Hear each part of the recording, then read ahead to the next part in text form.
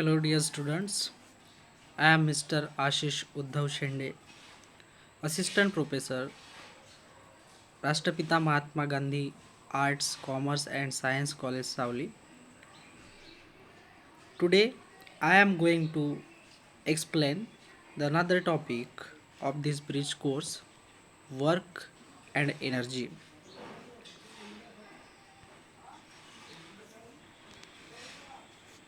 Initially,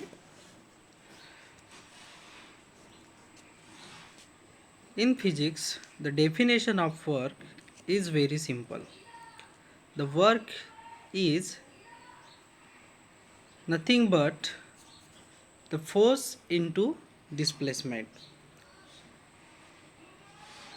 In this picture, we look here a body. Suppose that any box which is displaced from one position to another position. For this work, we have to require some force apply on that body to displace from one position to another position. So, in this diagram, this body will be displaced from one position to another position. In that displacement, the external force apply on this body, then some work is done here. So when the body will be displaced from one position to another position, it covers some distance and it requires some force.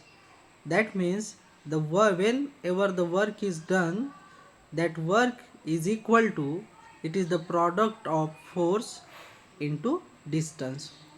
Okay, so now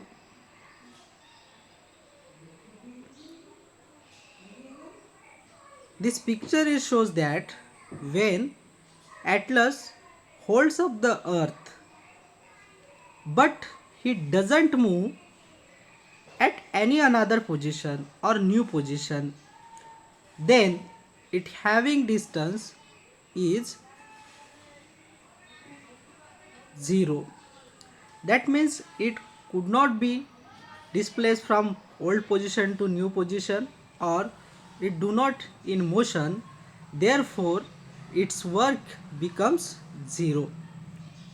That means he does not do any work which is shown in this picture. So according to the Newton's second law of motion, the force is equal to mass into acceleration.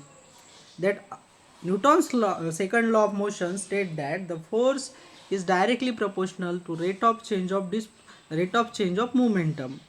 And to solving these equations, we have this equation, that is force is equal to mass into acceleration. This work is done is only in motion, that means the work is equal to the change in kinetic energy. We simply said that the work is done, that means the change in kinetic energy. So this is also called as the work energy theorem. Okay, now we look here what is the unit of that work. You know that the kinetic energy is simply formulated that half into m into v square, that is the half mass into square of velocity. Mass having unit kg and velocity is meter per second. There is a square, that means meter square per second square. And we have two formula, work is equal to force into displacement. That means when you calculated that force is having unit Newton, distance is having unit meter, and therefore Newton meter is equal to change in kinetic energy, that means kg meter square per second square. So this formula gives the another unit, that unit is what? joule. Okay, so work is having unit is also joule. Now